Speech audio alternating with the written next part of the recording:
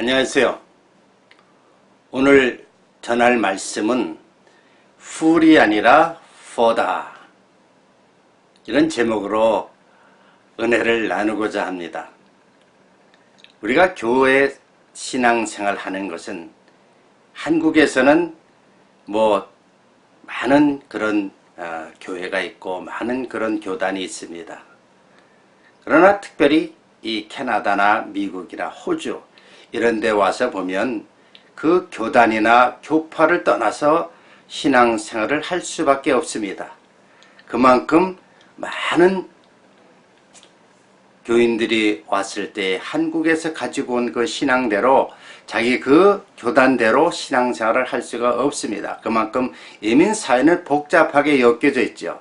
그래서 처음에 이민 와서 교회에 들어갔을 때 가보면 감리교인이 장로교회에 갈 수도 있고, 또 순복음교인이 장로교회에 갈 수도 있고, 장로교인이 순복음에 갈 수 있고, 이렇게 온갖 것들이 혼동될 수밖에 없는 것이 이민사회입니다. 그래서 우리는 이민생활하면은 교회 생활을 빼놓을 수가 없습니다. 그만큼 중요하죠.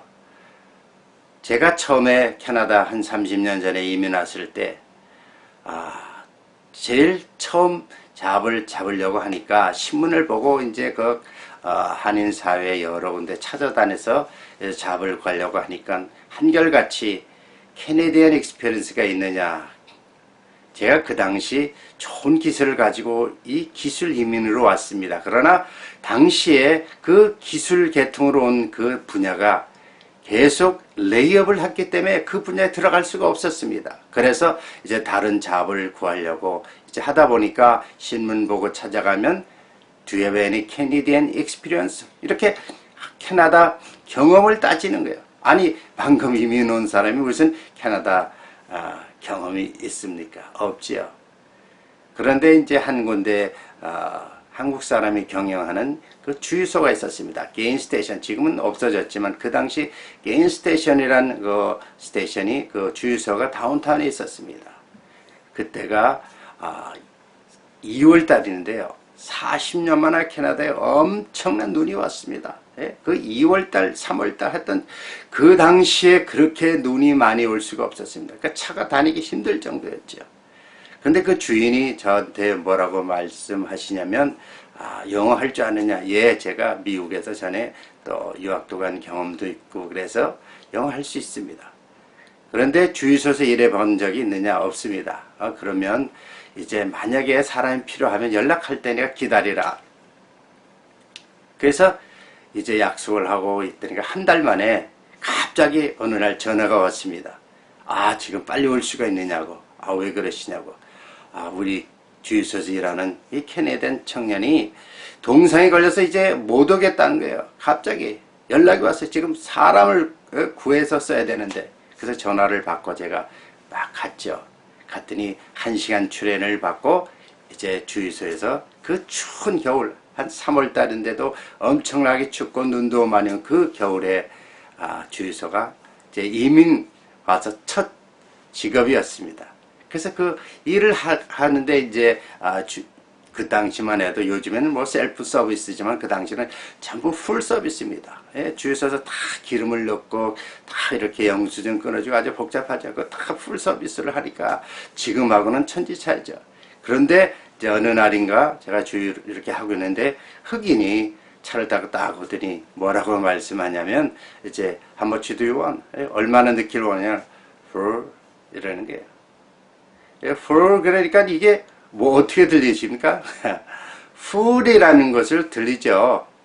그래서 제가 이 흑인이 탱크를 가득 차기를 원하는구나 생각해서 제가 게스트 뚜껑을 열고 기름주유소를 이렇게 넣었죠. 그런데 넣고 한 13불까지 쫙 올라오는데 나오더니 no. Not full. It's 4 bucks. 막 그러는 거예요. 제가 한순간 당했죠. 이민 처음 와서 첫 직업인데 그것을 잘하는 이 흑인들 또 이민 온 그런 사람들 그걸 이용하는 거예요. 그래서 정확하게 for 그러지도 않고 fool 그러지도 않고 fool, 예. for하고 fool을 섞인 발음으로 fool 이러는 거예요. 그러면서 제가 그 한순간, 예. 그 당시에 시간당 4불페이였는데요. 한순간 13불을 넣고 4불을 받았습니다. 얼마나 가슴이 쓰리고 아픈지요. 예? 잊을래야 잊을 수가 없는 그 상황이었습니다. 또 한날은요, 백인이 다 왔는데 저보고 5불을 깨쳐 넣어달라고 해요. How much do you want? $5. 그래서 5불어치 깨쳐를 넣는데 넣고 나니까 체크, 엔진 오일, 체크, 하이드로릭 오일 다 체크해달라는 거예요. 나는 당연히 그렇게 해야 되는 줄 알고 다 이제 체크를 하는데 가만히 생각하니까 속이 상하는 거예요. 기름 많이 넣지도 않고 그냥 5불 넣고 그냥 이렇게 하는 거예요. 보통 기름을 많이 넣으면 fill it up, full, top of the gas tank 뭐 이렇게 말을 하는데 $5 하고 체크하다는 거예요. 그때 보통 이 출퇴근 시간인데요. 사람들이 쫙 뒤로 라인업 했는데 자기 혼자 그냥 5불 넣고 그냥 다 이거저거 체크 다 하려는 시간만 끄는 거예요. 얼마나 화가 납니까? 그래도 한 번은 참았죠. 두 번째 또 그러는 거예요. 그 다음보다는 제가 서비스하고 보라고 또 look at the line. So many people line up. I have to service another person. 이렇게 제가 말하고 스톱을 시켰습니다. 이렇게 그 직업 속에서 처음에 제가 받은 상처들, 나를 이용한 그들, 그랬더니 그 백인은 기분 나쁜지 막 전화로 가자마자 좀 이따 전화 오더 막 매니저 바꾸라 그러면 막 거기 헬퍼가 막 제대로 안 하고 막 컴플레인을 하는 거예요. 그래서 내가 주인한테 얘기했더니 주인 알았다고. 그러지. 참 이런 상을 제가 보고 지나고 보니까 참 좋은 경험이었지만 저한테는 참 그 이용당한 것을 생각하면 마음이 상처가 크지요. 우리가 처음에 교회에 와서 신앙생활 할 때 이와 마찬가지로 처음에 교회 처음 갔을 때 그 받아들이는 입장에서 좋은 기분 좋게 또 교회에 정착할 수 있게 잘 안내되고 했으면 얼마나 좋겠습니까? 그런데 처음 교회에 왔을 때 교회에서 일어난 일들을 가지고 상처를 받고 자기가 원했던 그런 상황 너무나 다른 분위기가 있던 적이 얼마나 이민교회에 많이 일어나고 있습니까? 그만큼 이 신앙생활 한다는 것, 이민사회에서 신앙생활하면 거의 전부라고 생각합니다. 한국에서는 뭐 신앙생활 또 사회생활 여러 가지로 다 직장생활도 중요하고 이런 것들이 많이 있지만 거의 대부분이 보면요, 이민생활에서 이 신앙생활이야 빼놓을 수가 없고 결국 교회 생활을 통해서 사람을 만나고 대화가 이루어지고 어떻게 이민사회가 돌아가는 것을 알 수가 있습니다. 그래서 좋은 소문이 그냥 나면 또 순식간에 퍼지고 나쁜 소문도 순식간에 퍼진 거예요. 왜? 자기 아는 친구들 각 교회마다 다 있으니까 나쁜 애서 금방 전화 한 통은 일주일 내에 그냥 순식간에 퍼집니다. 그만큼 이민사회는 신앙생활이 어렵습니다. 힘듭니다.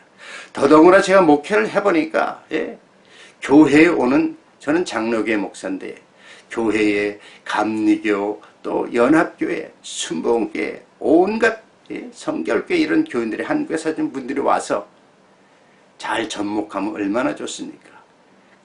더더구나 중직자들, 뭐 권사님, 장로님 뭐 이런 분들이 중직자들은 와서 장로교회 와서 감리교 스타일, 또 연합교회에서 그런 식으로 하려고 하니까 이 목회자와 성도들의 그 관계가 참으로 어렵고 힘들고 참 이 목회의 그런 현실입니다.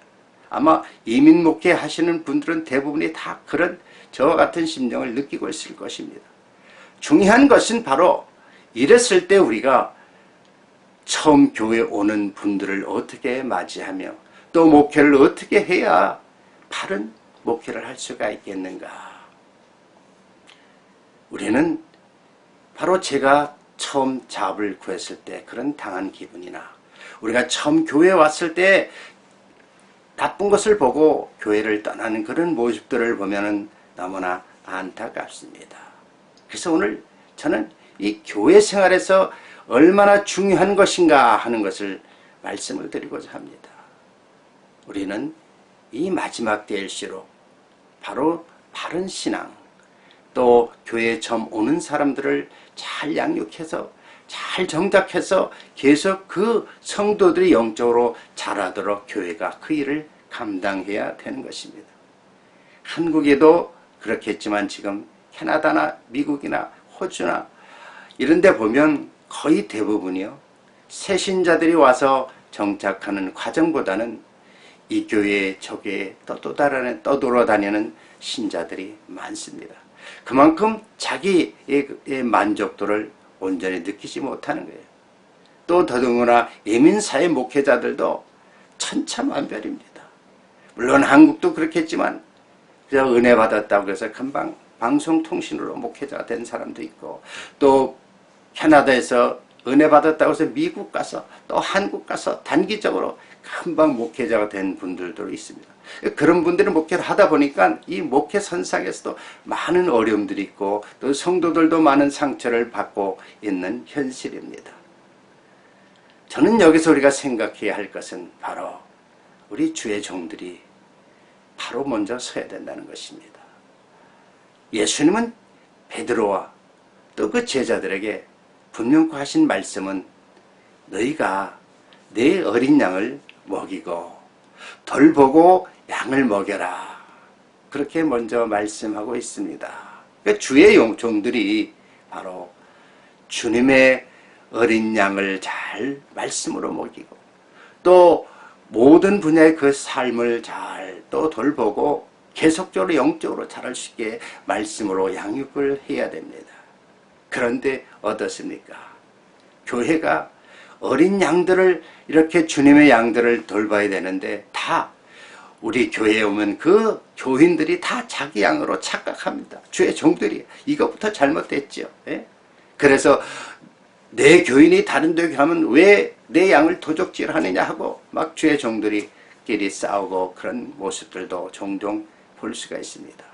우리는 바로 내 양이 아니라 주님의 양입니다. 하나님 말씀을 통해서 저희들을 잘 이렇게 양육하고 돌보고 또 성장시켜야 되는데, 그래서 양이 양을 낳아야 되는데 목자가 양을 낳으려고 하면은 안 된다는 것입니다. 내 양이라고 생각하고 내가 양을 낳으려고 하니까 교회가 제대로 되지 않지 않습니까? 예? 양들을 잘 양육하면 양이 양을 낳을 때 교회는 새로워지고 또 그 양이 또 더 자라서 또 새로운 양들을 계속 양산할 수 있다는 것입니다. 오늘날 교회가 대형교회 될수록 많은 프로그램, 또 많은 어디서 좋다 하면 부흥된다는 그런 교육 시스템들, 그런 프로그램들을 도입해서 운영을 합니다. 근데 실제 그렇게 잘 됐던 프로그램도 자기 교회에 잘 접목을 시켜야 되는데 접목이 안 돼서 실패하는 경우가 많습니다. 미국에서 세델백 교회나 또 윌로우 크리크 처치 이런 교회에서 하는 그런 시스템을 가져서 접목해서 됩니까? 안 되죠. 한국에서 또 풍성교회에서 한 그런 시스템을 가져서 접목하면 됩니까? 안 되는 거예요. 왜 그렇습니까? 그 교회의 그 목사님과 또 거기에 대한 역량과 모든 시스템과 모든 것이 그 교회에 맞아 떨어졌기 때문에 그렇게 되는 것이지, 그 교회가 된다고 해서 그대로 옮긴다고 해서 우리 교회가 되는 것이 아니라는 것입니다.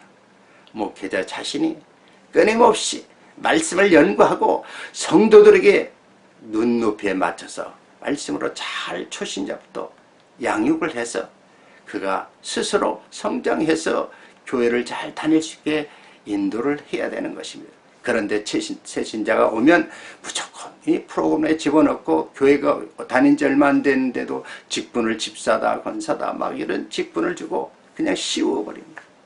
그래서 교회에 아무거나 그냥 맡겨버린 게 사람이 없다고 해서, 예? 이제 교회 1년도 안 된 집사를, 최장 집사를 맡기고 또 무조건 교회에 한 1, 2년 됐다고 집사 직분을 주고, 세월이 지났다고 해서 훈련도 안 받는데 권사를 주고, 이러한 것들이 교회에서 만연되다 보니까 교회가 바로 영적으로 성장할 수가 없는 것입니다. 주의 종들부터 바른 신앙을 가지고 주님의 어린 양들을 잘 훈련시키고 양육하고 또 계속적으로 말씀으로 먹여서 스스로 영적으로 성장되면 헌신하지 말라 그래도 헌신할 것이요, 11조 내지 말라 그래도 11조를 할 것이고, 신앙생활 제대로 하지 말라 그래도 스스로 신앙생활을 할 것입니다. 제가 처음에 신앙생활 할 때 그런 여러 가지 그런 두려움 속에서 신앙생활 교회에 가보니까 전혀 이 세상에서 느꼈던 것 다르지 않습니까?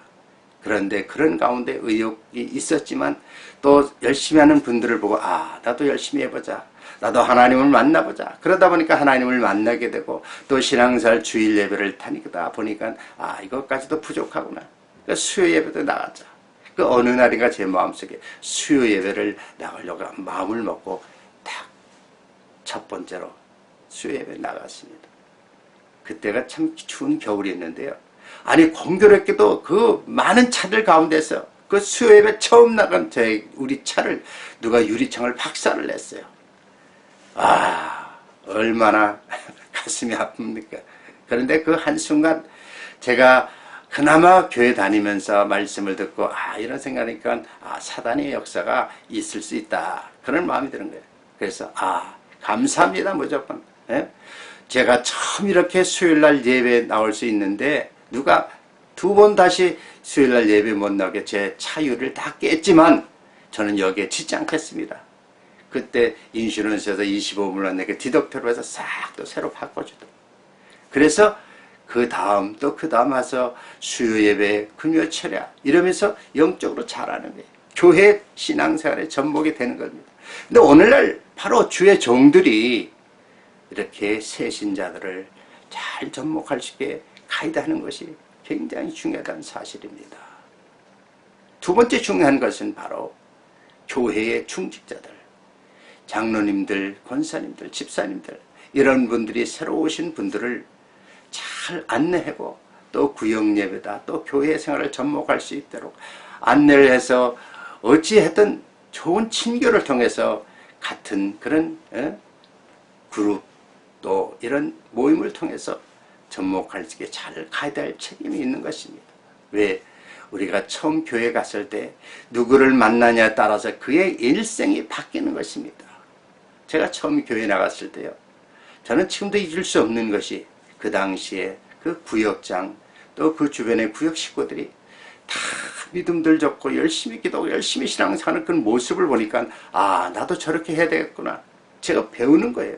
그러니까 교회에 쉽게 접목이 되는 것입니다. 그런데 만약 그들이 교회 안에서 그 중직자들이 세상적인 모습으로 보여줬다면 아마 교회는 들어가서 영적으로 성장하지 못하고 조금 실망하고 또 떠나갔을는지도 모릅니다. 그만큼 이 중직자들의 역할이 굉장히 중요해요. 오늘날 이 북미에 또 호주나 또 일본 다른 이 해외에 사는 이 교포들, 가장 중요한 것은 신앙생활할 때 누구를 만나냐가 중요한 것입니다. 여러분이 만약에 중직자라면 새로운 그 성도들, 새로운 새신자들을 위해서 온 힘을 다 기울여서 돌봐야 될 것입니다. 그래서 좋은 한 그룹에 떡을 띠고 정말 하나님께 예배드리는 아름다운 초대교회의 모습처럼 교회에서 그런 분위기를 통해서 우리는 교회를 성장시킬 수가 있는 것입니다. 세 번째 중요한 것은 바로 우리 주님께서 마태복음 23장에 화 있을진저, 화 있을진저, 화 있을진저 외식하는 자들아 그럽니다. 우리는 회식하는 자들이 누굽니까? 그 마태복음 23장에 보면 사두개인이나 바리새인들입니다. 교회의 중직자들입니다. 교회의 영적 지도자들입니다. 바로 주의 종들과 또 교회 장로, 권사님들, 집사님들, 이런 분들이 바른 신앙을 할 때 그 영향력이 굉장히 중요하다는 것입니다. 그래서 그 영향력을 따라서 교회는 놀랍게 변화될 수가 있는 것입니다. 바로 우리 자신도 외식하는 신앙생활을 어떻게 탈피할 수 있느냐? 종교의 지도자들, 주의 종들이나 그런 종교의 지도자들을 잘 만나야 그 외식적인 신앙생활에서 탈피하고 우리가 영적으로 성장할 수가 있는 것입니다. 주님께서 왜 이런 귀한 말씀을 하셨을까요? 바로 마태복음 24장에 보면 이 마지막 때를 말씀하고 있습니다. 롯의 때, 소돔 고모라 때, 노아 때처럼 말세지말에는 사람들은 먹고 마시고 시집가고 장가고 떡을 띠고 찬미하면서 그들이 정말 세상적인 것에 관심을 가지고 있는, 한탄하면서 마지막 때에 너희들 깨어있으라는 것입니다. 그래서 바로 이 마지막 때에 중요한 것은 마지막 때를 대비하기 위해서 외식하는 자들에게 바른 신앙생활을 가르쳐주는 것입니다. 왜? 그래야만 너희들이 회개하고 천국에 갈 수 있기 때문에, 우리 주님은 그들을 사랑하기 때문에 이렇게 잘못된 신앙, 외식적인 신앙생활하는 지도자들에게 말씀하고 있는 것입니다. 그래서 우리는 마태복음 25장에 드디어 이 마지막 때에 우리가 바라는 것은 천국을 소망두고 있으라는 겁니다.